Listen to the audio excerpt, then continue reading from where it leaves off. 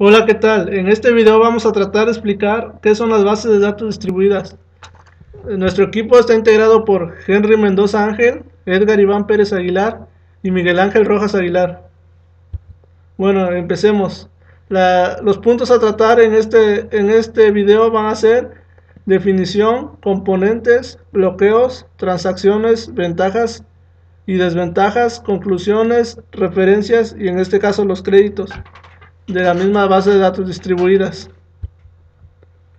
Una base de datos distribuida, BDD, es una colección de datos distribuidos en diferentes nodos de una red de computadoras.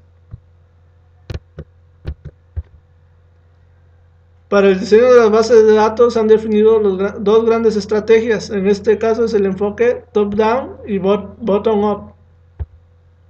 Cada sitio de la red es autónomo, puede ejecutar aplicaciones ya sea locales y al menos una aplicación global, lo cual requiere el acceso a datos ubicados en varios sitios, usando subsistemas de comunicación. El enfoque top-down se comienza diseñando el esquema global, luego se concibe la fragmentación de la base de datos y la localización de los fragmentos en los sitios. Se completa ejecutando en cada sitio el diseño físico de los datos. El enfoque bottom-up se basa en la integración de esquemas ya creados en un esquema global a partir de las bases de datos existentes. Los componentes. Bueno, pues los componentes, aquí nos menciona el hardware involucrado. El hardware utilizado no difiere mucho del hardware utilizado en un servidor normal. Al principio se creía que si los componentes de una base de datos eran especializados, serían más eficientes y rápidos. Pero se comprobó que el descentralizar todo y adoptar un enfoque nada compartido, sharing nothing, resultaba más barato y eficaz, por lo que el hardware que compone una base de datos distribuida se reduce a servidores y la red. El software, sistema manejador de la base de datos distribuida. Este sistema está formado por las transacciones y los administradores de la base de datos distribuidos. Un sistema de base de datos distribuida implica un conjunto de programas que operan en diversas computadoras. Esos programas pueden ser subsistemas de un único sistema de un fabricante o podría consistir de una colección de programas de diferentes fuentes. Administrador de transacciones distribuidas, DTM. Este es un programa que recibe las solicitudes de procesamiento de los programas de consulta o transacciones y las traduce en acciones para los administradores de la base de datos. Los DTM se encargan de coordinar y controlar estas acciones. Este DTM puede ser propietario o desarrollado en casa. Sistema manejador de base de datos, DBMS. Es un programa que procesa cierta porción de la base de datos distribuida. Se encarga de recuperar y actualizar base de datos del usuario y generales de acuerdo con los comandos recibidos de los DTM. Nodo. Un nodo es una computadora que ejecuta un DTM o un DBM, o ambos. Un nodo de transacción ejecuta un DTM y un nodo de base de datos ejecuta un DBM. Bloqueo.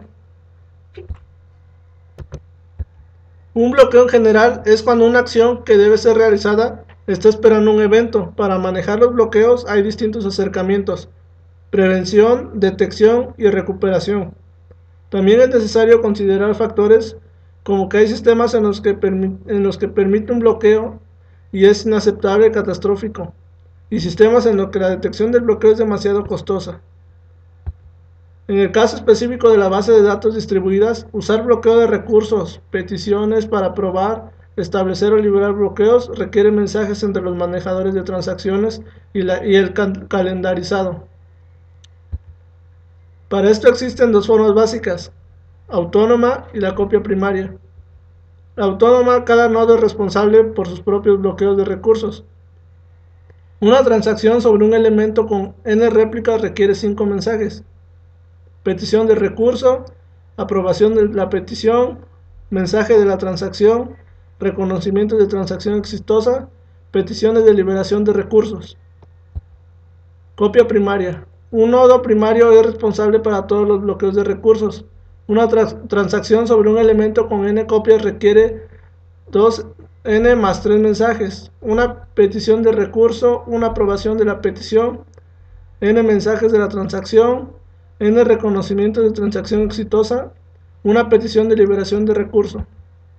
Concurrencia. El ejemplo más común de un bloqueo mutuo es cuando un recurso A está siendo utilizado por una transacción A, que a su vez solicita un recurso B, que está siendo utilizado por una transacción B que solicita el recurso A. Bloqueo de dos fases. El algoritmo 2PL utiliza bloqueos de lectura y escritura para prevenir conflictos entre operaciones. Consiste en los siguientes pasos para una transacción T. Obtiene bloqueo de lectura para un elemento L, bloqueo compartido en este caso. Obtiene bloqueo de escritura para un elemento E, bloqueo exclusivo. Lee el elemento L, escribe en el elemento E, libera el bloqueo de L, libera el bloqueo de E. Las reglas básicas para manejar los bloqueos son transacciones distintas, no pueden tener acceso simultáneamente a un elemento, lectura, escritura o escritura. Y una vez se libere un bloqueo, no se puede pedir otro. Es decir, los bloqueos de la transacción crecerán mientras no liberen ninguno, y luego de liberar alguno, solo pueden liberar los demás. Transacciones. Una transacción es una secuencia de una o más operaciones agrupadas como una unidad. El inicio y el final de la transacción definen los puntos de consistencia de la base de datos. Si una acción de la transacción no se puede ejecutar, entonces ninguna acción dentro de la secuencia que conforma la transacción tendrá efecto. Propiedades de las transacciones. Atomicidad. Una transacción es una unidad atómica de procesamiento. Esta se realiza o no se realiza. Consistencia. Si se ejecuta una transacción sobre un estado consistente, el resultado será un nuevo estado consistente. Aislamiento. Una transacción no hará visibles sus modificaciones a otras transacciones hasta que termine de ejecutarse completamente. Es decir, una transacción desconoce si otras transacciones se están ejecutando en el sistema. Durabilidad. Una vez una transacción se ejecuta exitosamente y realiza cambios sobre el sistema, estos cambios nunca se deben perder a causa de fallas en el sistema. Tipos de transacciones. Una transacción puede clasificarse de diferentes maneras, dependiendo básicamente de tres criterios. Áreas de aplicación. En primer lugar, las transacciones se pueden ejecutar en aplicaciones no distribuidas. Las transacciones que operan en datos distribuidos se les conoce como transacciones distribuidas. Tiempo de duración. Tomando en cuenta el tiempo que transcurre desde que se inicia una transacción hasta que se realiza un commit o se aborta las transacciones, puede ser de tipo batch o en línea. Estas pueden diferenciar también como transacciones de corta y larga vida. Estructura. Considerando la estructura que puede tener una transacción, se examinan dos aspectos: si una transacción puede contener a su vez sus transacciones, o el orden de las acciones de lectura y escritura dentro de una transacción.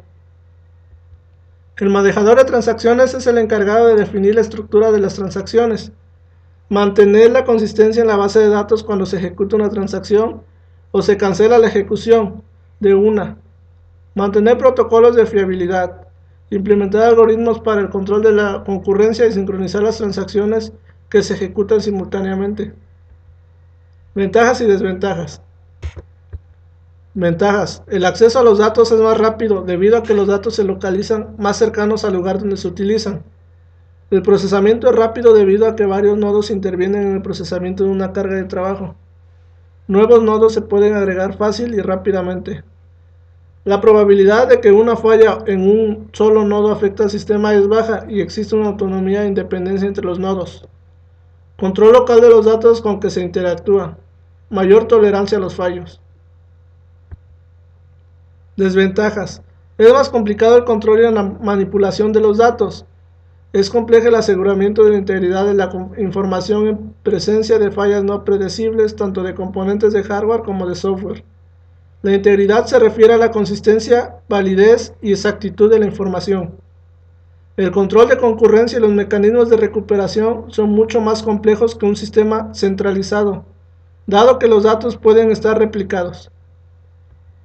Conclusiones. En conclusión, las bases de datos distribuidas nos permiten hacer distribución de datos en diferentes nodos de red de una computadora. Bueno, las referencias de donde sacamos la información están apareciendo en pantalla. Ahí encontramos la mayor información por la cual creamos este video. Bueno, los créditos: Edgar Iván Pérez Aguilar, narrador del video; Henry Mendoza Ángel, encargado del audio y video; Miguel Ángel Rojas, encargado del diseño e investigación de la información del tema. Espero hayamos explicado bien este tema para tratar de dar a conocer más acerca de la base de datos distribuidas. Muchas gracias.